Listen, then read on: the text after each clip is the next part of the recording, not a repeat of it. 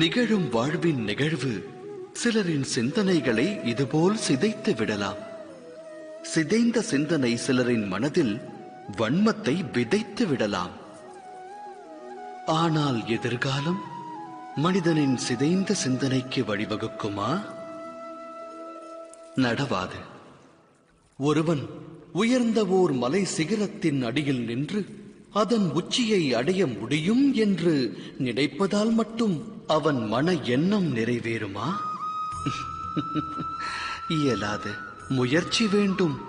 மலையின் சிகரத்தை அடைய முயற்சிக்கையில் தடைகள் உருவாகலாம்.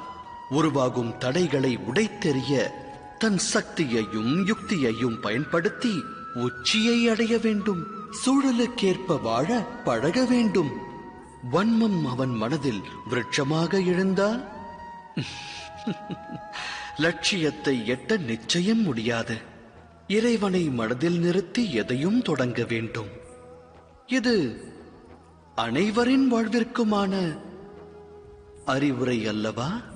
சத்திய நெறியில் வாழ்வதை விட்டு இருள் பற்றிய வழியில் பற்றுதல் கொண்டால் மனிதனின் வாழ்வு அதன் பிறகு வெற்று புள்ளியாகும். அதோடு முற்றுப்புள்ளியாகும். வாழ்வில் அனுபவம் கற்றுத்தரும் பாடம் இது. அப்படியென்றால் வாழ்வின் பாதை எதுவாக வேண்டும்? அமைதியும் நிம்மதியும் மற்ற இருளான பாதையா, இல்லை ஒளி பொருந்திய இறைவனின் மார்க்கமா? சிந்தித்து தேர்ந்தெடுங்கள்.